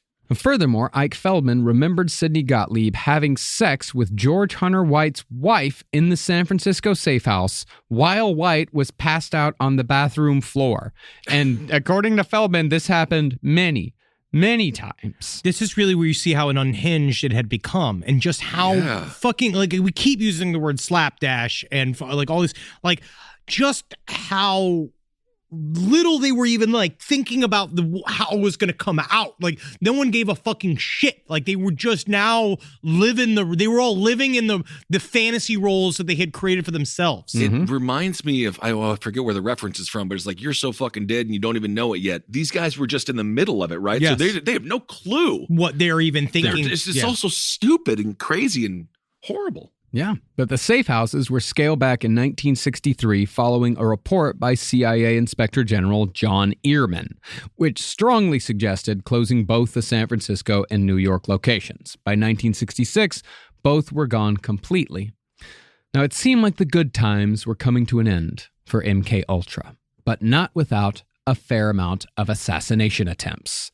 And that, my friends, is where we'll conclude our series on MK Ultra next week with Fidel Castro, the creation of 60s counterculture, and exactly how MK Ultra came to be public knowledge, as well as, of course, Kathy O'Brien. We're not going to skip her, folk. Don't worry. Oh, yes. We're going to talk about Kathy O'Brien, maybe a little bit of Kenny Jones. We're going to talk about whatever Project Monarch is, what the fuck that is, if that's even closely resembling what MK Ultra really was, or if it's just total fan fiction. It is, this is a lot. And it really is just a MK Ultra frame of mind, baby. That's what you got to get yourself into. You want to fucking get on my level? You want to figure out what any of this shit means? You got to just give up reading things for pleasure and only consume MK Ultra content for a period of time. And it'll affect things. Kind of like Tammy from 600-Pound Sisters or 1,000-Pound Sisters being like, you want to diet like me for a day? I don't know if anyone wants to get in your headspace, Henry. Hey, man, it's helping me see a little bit more clearly, hold my friends a little bit more dearly, and understand that we are a part of a fucking App-opp-alypse and an apocalypse of ops that we are just at the center of. I love it. Well, this is thick. If it was a book, it would be they would call it a Bible blister. They would smack a blister with it. It would pop. Remember that? I had one on my hand. Yeah. We had more, I think we've used more sources in this series than any other series that we've ever done trying to put together the storylines. And then close to about 8. I think we used 3 more books on Dr. Cameron today. We'll post them somewhere, but I'm going to do a fair amount more books, yeah. And I want to put up all of my evil books so you can guys also see what I've been doing. Yep, all of the information came directly from the Pentagon. So you can trust us. In no way is this also an op. Whoa. All right, everyone. Did you say App-opp-alypse? App-opp-alypse, yes. App-opp-alypse. I tried. App-opp-alypse. No, I didn't write that down. I just came up with it. Sure. That's all we do. Thank you all so much for listening. All right, we hope you're doing great out there. We're going to be in Chicago, and we can't wait to be inside of Chicago. Can't wait. So we will see you early March. You guys have those dates. It's next week. Next week. Next week. It's happening next very, week. very quickly. Yeah. Can't wait. Also check out the Z2 comic book. Also check out Soul Plumber. Number 5 is out in the stores right now. Woo! It is released. And thanks to everyone who listened to our debut episode on Sirius Radio, Open Lines. Thank you all for calling in. We have a really fun topic for you this next Monday. Oh, yes. Yes, we do. We will be out there, Monday, 4 p.m. PST, 7 p.m. EST, Faction Talk 103. Come and join us. We're going to talk to you live on the air. And we change our voices. We start I talking do more of a there. Sluggo. I go like Sluggo. It's like Kevin and the Bean. No, we're the exact same as always. Yeah. Faction Talk 103, Sirius XM Radio, this Monday, 7 p.m. Tune in, ladies and gentlemen. We're going to have a wild time. Check. Get the let out. Get the let out. No, we are the exact same, whether we like it or not. Yep. And keep on supporting all the shows here on the Last Podcast Network. We're keeping you up to date on what's going on the best we can with Top Hat. And of course, you have a new No Dogs coming out. It's coming out soon. We're still, it's under wraps, but it's coming. We're about to record episode 2 next week. So we're about to start releasing episodes once we got a bit of a backlog. I hope you love a 5-parter on Steve Winwood. Steve Winwood! That's my go-to is. All right, everyone. Thanks so much for listening. Hail yourselves. High life again. Be safe out there. Hail Satan. Well, and how gain, y'all. And open up again. Magustalations. Steve Winwood, man. Hail Steve Winwood, dude. Yeah, sure. Why not? Sure. I hope he didn't Why beat not? his wife or anything, right? I don't. It's Steve. I don't know. I'll look into it. He's working. He's on tour right now. Okay. Yeah. This show is made possible by listeners like you.